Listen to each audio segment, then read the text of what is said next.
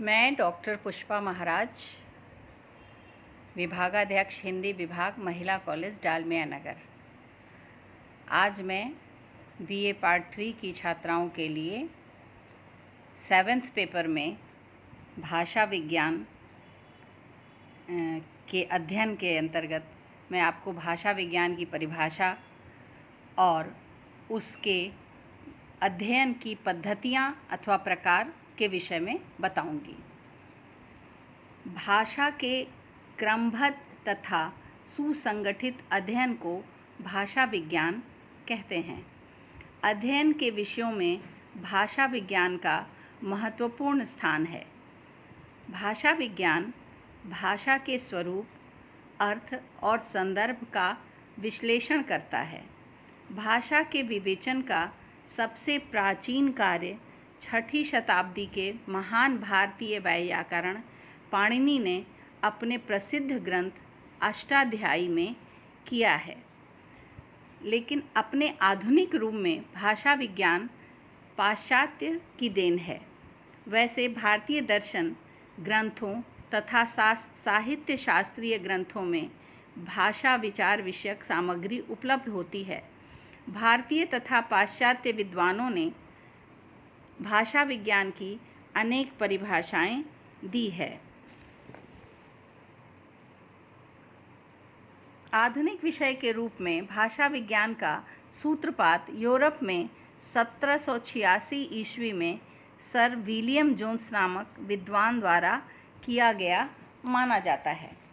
तो आइए हम भाषा विज्ञान की कुछ परिभाषाएं देखते हैं।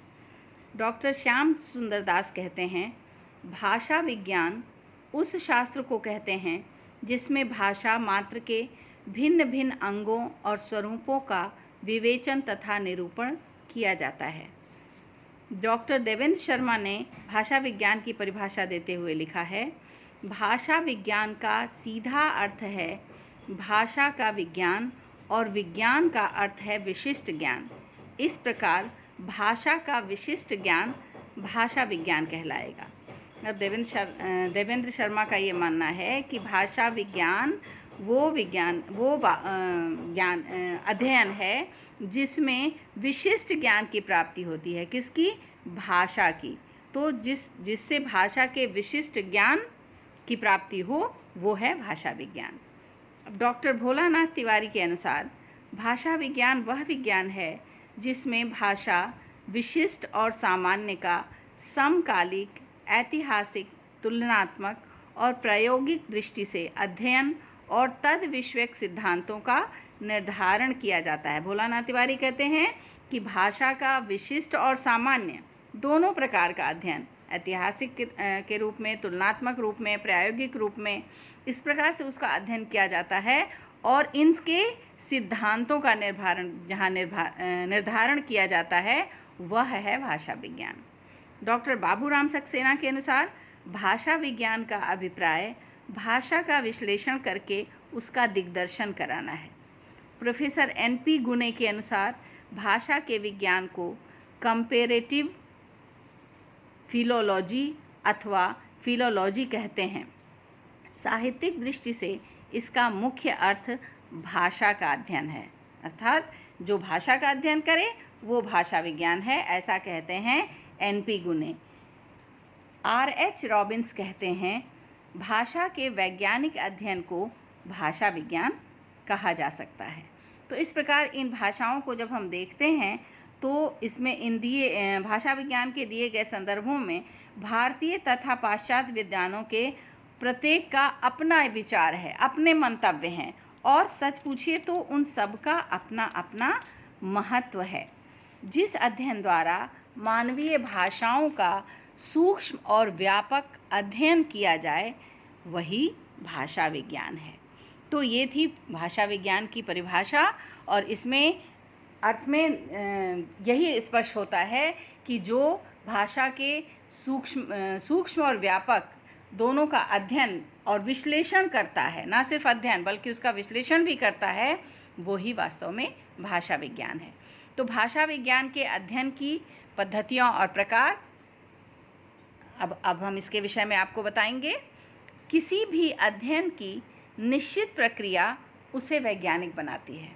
भाषा विज्ञान भी भाषा के विवेचन विश्लेषण के लिए कुछ निश्चित प्रक्रियाओं को अपना कर चलता है। एक निश्चित प्रक्रिया है, उसके अंतर्गत चलता है ये भाषा विज्ञान, ठीक है, तभी ये विज्ञान कहलाता है। इन प्रक्रियाओं के आधार पर भाषा विज्ञान के 5 प्रकार के अध्ययन प्राप्त होते हैं। सामान्य भाषा का अध्ययन इन 5 पद्धतियों द्वारा किया जाता है। ये 5 पद्धतियाँ हैं: वर्णनात्मक पद्धति, ऐतिहासिक पद्धति, तुलनात्मक पद्धति, प्रयोगात्मक पद्धति और संरचनात्मक पद्धति। अब आइए इसके विषय में थोड़ा डिटेल जान लेते हैं। वर्णनात्मक पद्धति द्वारा एक ही काल की किसी एक भाषा के स्वरूप का विश्लेषण किया जाता है। इसके लिए इसमें उन सिद्धांतों पर प्रकाश डाला जाता है। जब किसी भाषा के विशिष्ट काल का संगठनात्मक अध्ययन किया जाता है, उसे वर्णनात्मक अध्ययन कहते हैं। इसमें भाषा विज्ञान इस पद्धति के अंतर्गत जो पाणिनि थे वे भारत के नहीं बल्कि संसार के सबसे बड़े भाषा विज्ञानी हैं, जिन्होंने वर्णनात्मक रूप में भाषा का विशद एवं व्यापक अध्ययन किया। कात्यायन एवं पतंजलि भी इसी कोटि में आते हैं। ग्रीक विद्वानों में थ्रैक्स, डिस्कोलस तथा इरोडियन ने भी इस क्षेत्र में उल्लेखनीय कार्य किया है।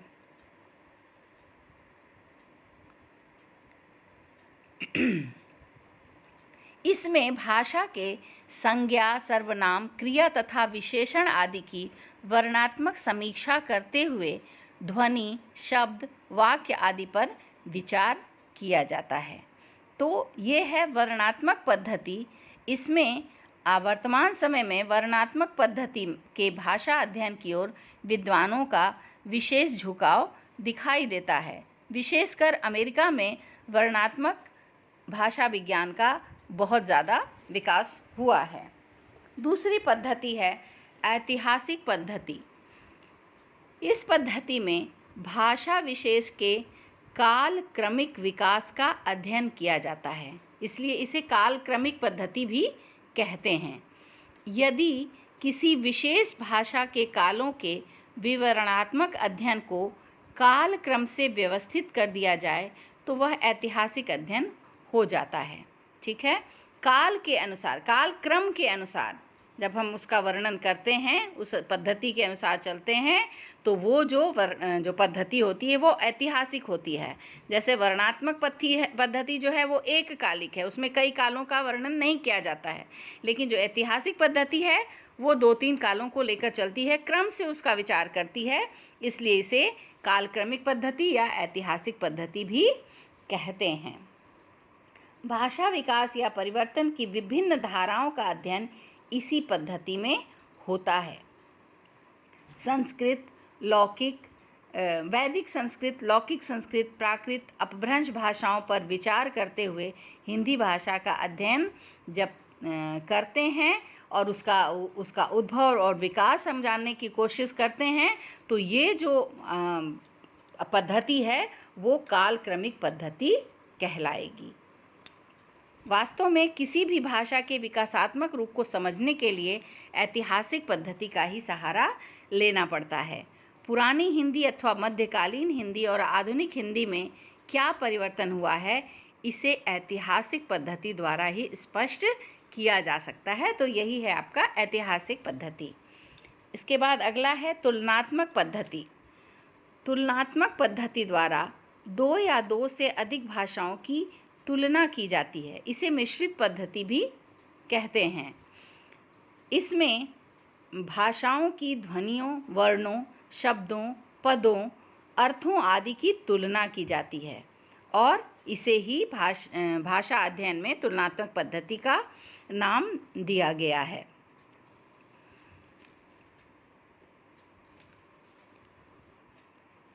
तुलनात्मक पद्धति वर्णनात्मक पद्धति और ऐतिहासिक पद्धति का वास्तव में योग है। इसमें दोनों चीज़ें हैं, एक कालिक भी है और ये कालक्रमिक भी है।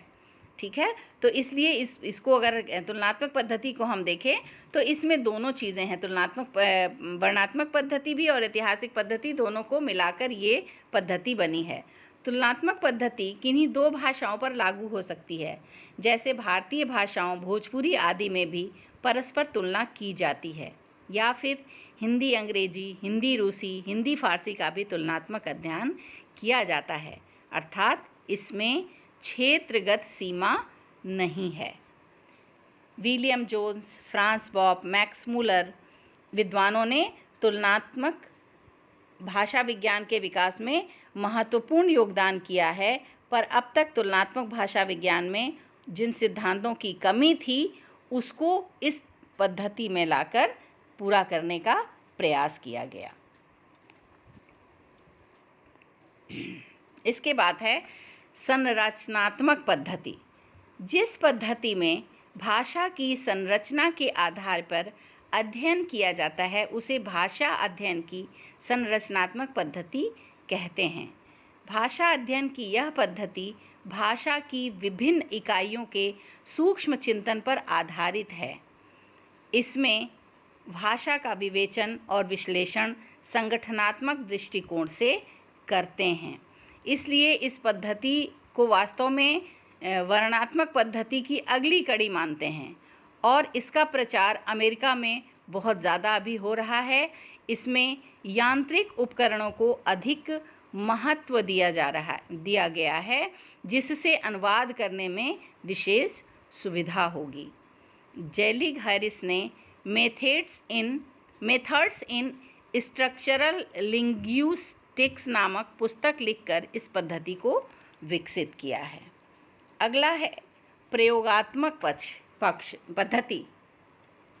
भाषा अध्ययन का महत्व दिन प्रतिदिन बढ़ता जा रहा है। इसे देखते हुए भाषा अध्ययन की इस नई पद्धति का प्रारंभ हुआ है। इसमें भाषा के जीवंत रूप का व्यवहारिक ढंग से अध्ययन किया जाता है।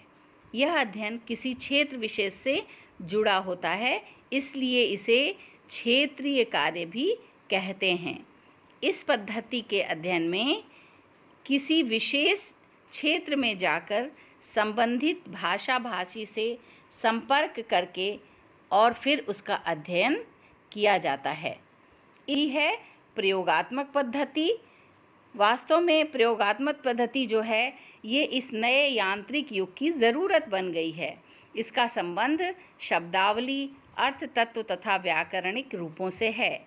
यांत्रिक अनुवाद के लिए वैद्युत कंप्यूटरों का उपयोग वैज्ञानिक युग की एक विशेष दिन है और यह अनुप्रयुक्त भाषा विज्ञान का अत्यंत रोचक और उपादेय विषय है। वर्तमान समय में भाषा अध्ययन की इस पद्धति को ज़्यादा बल दिया जा रहा है। ठीक है, तो ये थी आपकी भाषा विज्ञान की परिभाषा और उसके विभिन्न प्रकार की जो पांचों पद्धति है या भाषा अध्ययन का प्रकार कह लीजिए, ये इससे स्पष्ट होता है। धन्यवाद।